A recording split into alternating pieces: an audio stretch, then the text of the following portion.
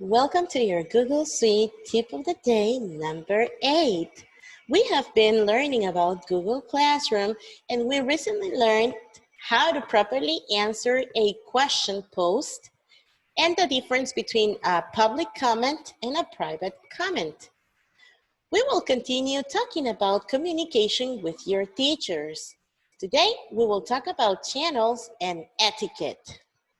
In order to communicate with your teachers, to reach out for help, ask a question, you can use different tools.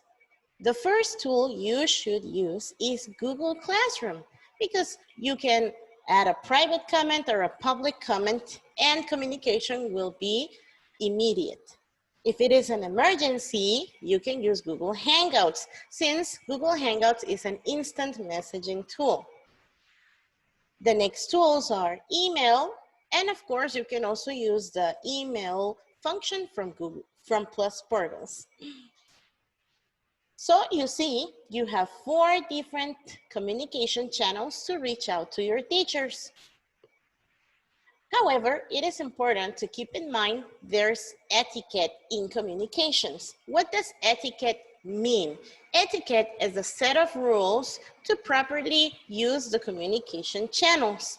In email, remember to add a subject to your email, start with a greeting, be concise. This means go straight to your question. What is it that you need? And of course, add a final salutation, such as regards, or warm regards, or thank you, or sincerely. If you are writing comments or in Google Classroom or in a chat, read before writing. Maybe somebody else asked your question before and it has already been answered. Be polite, be respectful. Again, be concise. You don't want to add a lot of text. You want to go straight to the point. And of course, be patient. Your teacher might take some time to get back to you. In all communications, it is important for you to check your spelling. Avoid using capital letters. Just for your information, when we use capital letters in chats and in emails, it means we are shouting and we don't want to send that message. Another thing is for you to respect the office hours. Try to write emails during the day. Avoid sending chat messages at night when your teachers are already resting and might not see your message. So you can program, we already learned how to program emails or schedule emails, so that's something that you can do.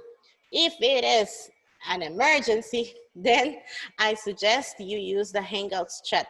However, it's important for you to define what is an emergency and what is not an emergency. To wrap up today's tip, remember, use a subject line if you are writing an email. Proof your email. You want to make sure that you're using the right spelling. Using Grammarly is very useful because you can make sure that your spelling and grammar have been checked before sending your email. This is very important. Don't forget it. And finally, get to your point. And don't forget to be polite by saying please. See you in another tip of the day.